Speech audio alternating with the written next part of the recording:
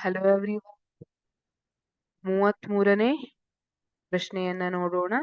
ಅಥವಾ ಪ್ರಶ್ನೆ ಇದು ಚಾಯ್ಸ್ ಇದೆ. ನಿಮ್ಗೆ 33ನೇ ಪ್ರಶ್ನೆಗೆ ಚಾಯ್ಸ್ ಇರುತ್ತೆ. ಇದು 2 ಅಂಕಗಳ ಪ್ರಶ್ನೆಯಾಗಿದೆ. ಕೇಂದ್ರ ನರವ್ಯೂಹ ಮತ್ತು ಪರಿಧಿ ನರವ್ಯೂಹಗಳ ನಡುವಣ ಯಾವುದಾದರೂ 2 ವ್ಯತ್ಯಾಸಗಳನ್ನು ಬರೆಯಿರಿ. ಕೇಂದ್ರ ನರವ್ಯೂಹ ಇದು ಏನನ್ನ ಒಳಗೊಂಡಿರುತ್ತದೆ? ಇದು ಮಿದುಳು ಮತ್ತು ಮಿದುಳು ಬಳ್ಳಿ, ಸ್ಪೈನಲ್ ಕಾರ್ಡ್ ಅಂತ ಹೇಳ್ತೀವಲ್ಲ, ಅದನ್ನ ಒಳಗೊಂಡಿರುತ್ತದೆ.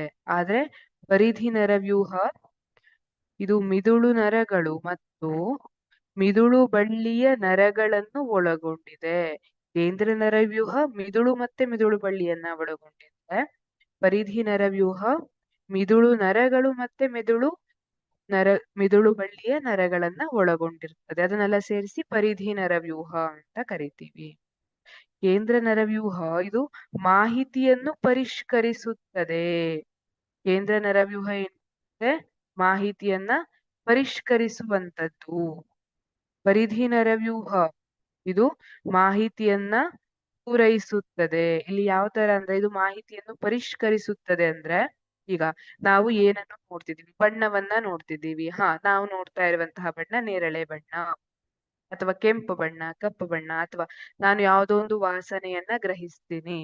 ಇದು ವಾಸನೆ, ಅಗರಬತ್ತಿಯ ವಾಸನೆ ಅಥವಾ ಆಹಾರ ಕೊಳೆತು ಹೋದ ವಾಸನೆ. ಈ ರೀತಿ ಮಾಹಿತಿಯನ್ನ ಪರಿಷ್ಕರಿಸಿ ತಿಳಿಸುತ್ತೆ. ಇದು ಪರಿಧಿ ನರವ್ಯೂಹ ಏನ್ ಮಾಡುತ್ತೆ? ಮಾಹಿತಿಯನ್ನ ಪೂರೈಸುತ್ತೆ. ಇದು ಮಾಹಿತಿಯನ್ನ ಪೂರೈಸುವಂತಹ ನರವ್ಯೂಹ. Thank you.